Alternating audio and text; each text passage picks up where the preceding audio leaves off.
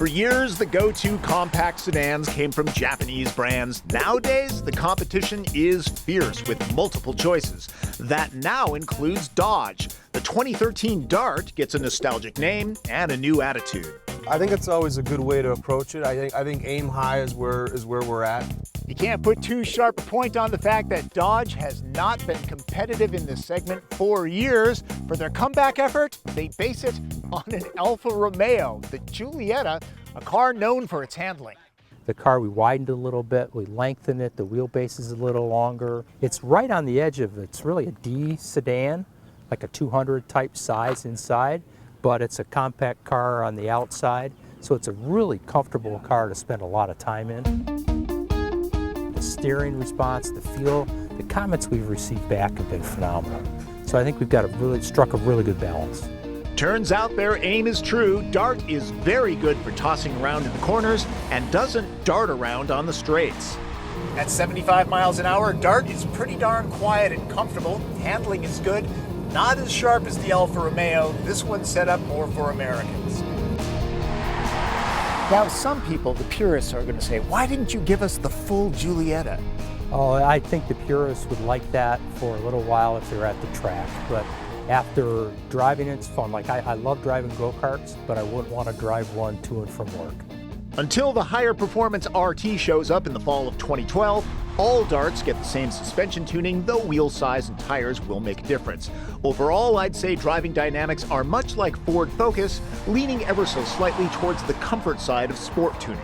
At launch, there are a couple of four-cylinder engines, a 160-horse turbocharged 1.4-liter. That's the torque-rich motor enthusiasts will go for. And the one I'm focusing on, the standard 160-horse 2-liter called the Tiger Shark. Got to love that name. For now, there's a 6-speed automatic or the 6-speed manual that I spent most time in. Shift quality is average, not overly sporty. When the RT shows up, it gets a 2.4-liter Tiger Shark 4-cylinder with 184 horsepower. The 1.4-liter multi-air turbo will get an optional 6-speed dual-dry clutch transmission later in 2012. I doubt it gets the chrome treatment. Floor it, and the base 2-liter will move from 0 to 60 in a guesstimated 9 seconds. The engine is smooth and refined. Gear ratios are on the tall side for better fuel economy, which is EPA rated at 25 city, 36 highway. I'd say the turbo motor is quicker to 60 by about a second, and bonus, it goes farther on a gallon of gas. EPA rates it at 27 city, 39 highway. A fuel-efficient aero-enhanced model is promised soon with a 41 mpg highway number. Buyers, though, want more than just fuel economy these days. Yeah, what we found that traditionally in the C segment or the compact car market, unfortunately, it's kind of been treated as an appliance. It's strictly a vehicle that in some people's respects, it's basic transportation or point A to point B. It's maybe a secondary car. And that's not the case as we go forward. Here is where Dart hits the target. There's lots of style and quality materials in this limited model. The space looks a full class more expensive than it is. The gauge cluster configures to what you want to see. You're living it. You're living it in the car. That's where you're spending most of the time. Overall, we try and put all the right materials, leather wrapped steering wheel, heated on some of the vehicles. They're going to be probably floored by the amount of stuff that's offered on this car for the price is huge. Our 8.4-inch touchscreen, our 7-inch TFT in the cluster area. Those are all class exclusive features which you can't find, in the other segment, the other cars in the segment. A dramatic Dart signature is this ring of illumination that runs around the instrument panel on some trim models. Very cool. I can't stress this enough, the touchscreen interface is very easy to comprehend. There's unexpected storage cubbies, what a great idea, and I'm thinking you could get a small child in here, but that would be unwise. Dodge is aiming at a wide range of buyers with the Dart. Sure, there are affordable base models, but it can be outfitted with dual-zone climate, high-end sound systems, and tech expected in luxury cars. Well, we have blind spot detection with cross paths, so when you turn your blinker on, if someone's alongside you, it'll send a chime.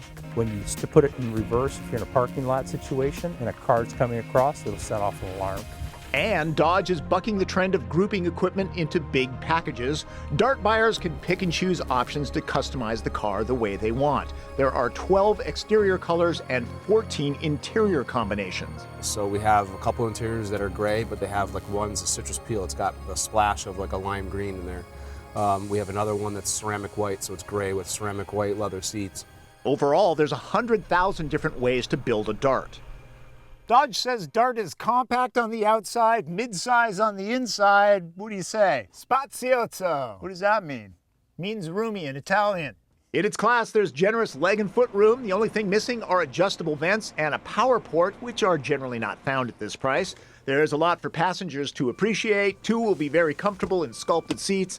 3 will be okay for short trips. There's even standard side torso bags. You don't see those much. So, no any other Italian? You know the important ones, vino, espresso, gelato. The important ones? Yeah, pretty much. Dart's biggest miss is that the lower trim models do not get standard cruise control, USB port, or Bluetooth. Those are option packages. Funny, there's no bundles of TP out here in the middle of nowhere. The cargo hold looks about the same as the ones found in Civic, Cruise, and Focus. It's well trimmed and offers up a good amount of flexibility if you need to haul skis or long stuff. And let's check if there's a spare. Yep, that's always good. Dart gets a sleek design that slots in between the tame Cruise and swoopy Elantra.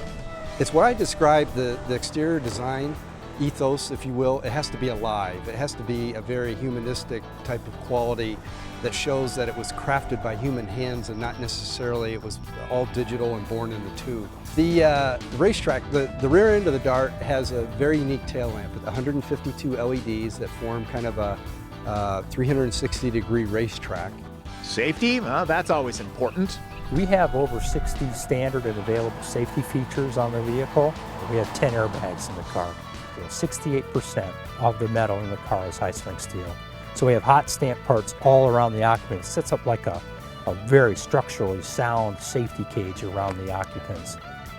A base Dart goes for around $16,800 with destination. The sweet spot should be around 20 grand. This nearly loaded limited model I'm driving is 23. With its Italian bones, Dodge is aiming Dart at buyers that want some fun and flair to go along with their fuel efficiency. They've certainly nailed the target. Ha! I got through that piece without using the word bullseye.